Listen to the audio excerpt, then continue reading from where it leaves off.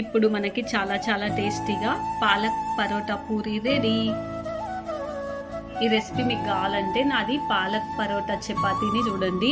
ఆ పిండి మిగిలితే నేను ఇది పూరి చేసుకున్నాను అనమాట. ఇవి మనం రెండుగా చేసుకోవచ్చు వీటిని.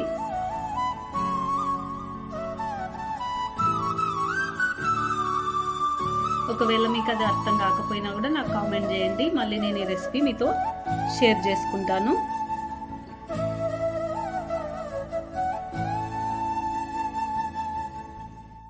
మనకు మార్నింగ్ మిగిలిన పిండి ఇది పాలక్ పరోటాది. ఇప్పుడు దీన్ని చపాతీలాగా ఒత్తుకుని దీన్ని పూరీలు కూడా మనం చేసుకోవచ్చు. ఫస్ట్ దీన్ని పెద్ద పూరి చేసుకుందాం. ఇప్పుడు నేను చిన్న చిన్న పూరీలు కట్ చేసుకుంటున్నా.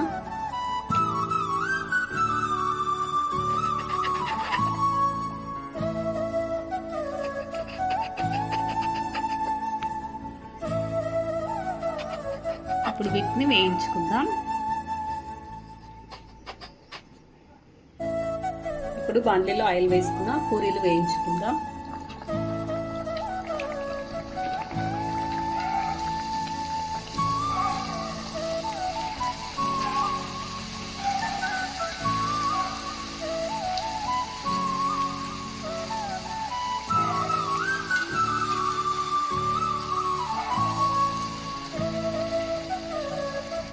ఇప్పుడు బాండ్లీలో ఆయిల్ వేసుకున్నాం, పూరీలు వేయించుకుందాం.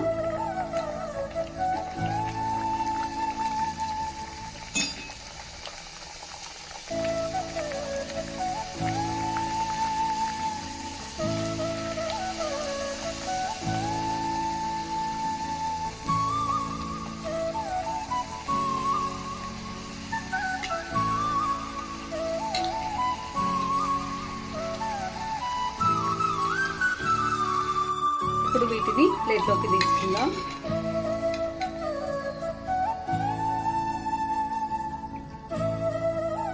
ఇప్పుడు మనకి చాలా చాలా టేస్టీగా పాలక్ పరోటా పూరి రెడీ. ఈ రెసిపీ మీకు కావాలంటే నాది పాలక్ పరోటా చపాతీని చూడండి. ఆ పిండి మిగిలితే నేను ఇది పూరి చేసుకున్నాను అనమాట. ఇవి మనం రెండుగా చేసుకోవచ్చు వీటిని.